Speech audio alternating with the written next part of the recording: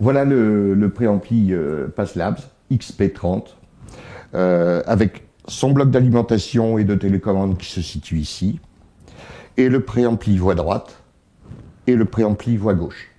Donc préampli totalement séparé, totalement symétrique, avec un potentiomètre de volume matriciel. Ce n'est pas un potentiomètre analogique comme on trouve habituellement. Si bien que le réglage de volume va se situer de 0 jusqu'à fond de façon linéaire.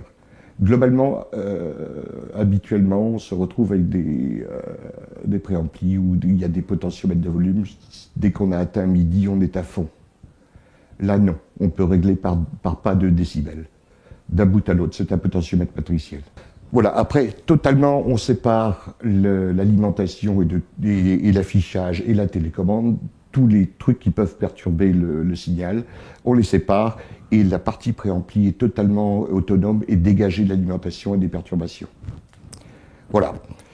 Alors c'est un préampli qu'on peut également empiler pour faire de la multi-amplification, puisqu'il a deux sorties.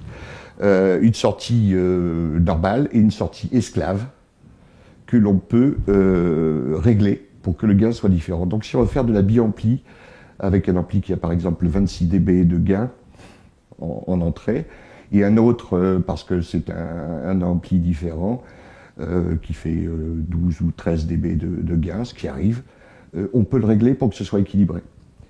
Parce que le problème de la multiple amplification avec des amplis de marques différentes, c'est souvent simplement le gain en entrée qui diffère, et donc on a des distorsions enfin, pas des distorsions, on a des différences de rendu qui sont inacceptables, en termes de niveau.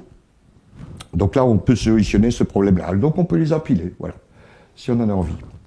Et puis ici, on se retrouve également avec le préampli phono de chez PassLabs, qui s'appelle le XP25, qui est un préampli également en 2 morceaux, avec son alimentation qui, elle, se trouve ici, et le bloc carrément de pré-phono qui se situe ici. Alors c'est un pré-phono assez sophistiqué, où l'on peut régler les résistances externes, internes de la cellule. Donc en fait, il y a une quantité de paramètres importants que l'on peut régler. On a un réglage de base qui est donné par PassLabs, et on adapte ça en fonction de la cellule que l'on a. Le principe étant qu'on fait aussi des essais, on ne risque absolument pas de casser quoi que ce soit.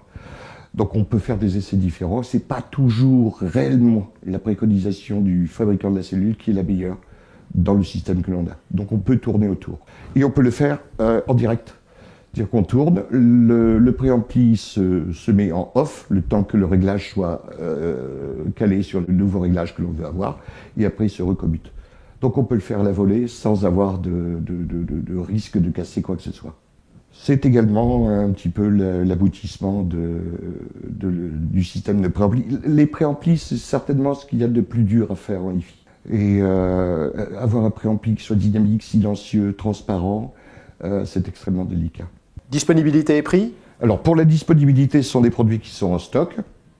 En ce qui concerne le prix, pour le préampli ligne, on se retrouve à 17 500, et pour le préampli phono, on se retrouve à 11 700. Quand on parle du préampli, on parle bien de la partie alimentation du préampli ligne, on parle de la partie complète, des 3 éléments. Les 3 éléments. Je ne sais pas s'il n'y a pas de... On ne va pas vous livrer une moitié d'ampli ou une moitié de préampli, c'est l'ensemble opérationnel. Donc, pour ce qui est le préampli ligne, c'est bien sûr l'alimentation plus les blocs droit et gauche. Et pareillement. Et pour le préampli phono, c'est bien sûr la partie préampli phono et l'alimentation qui est là, ici en dessous. Ce sont des ensembles complets et opérationnels.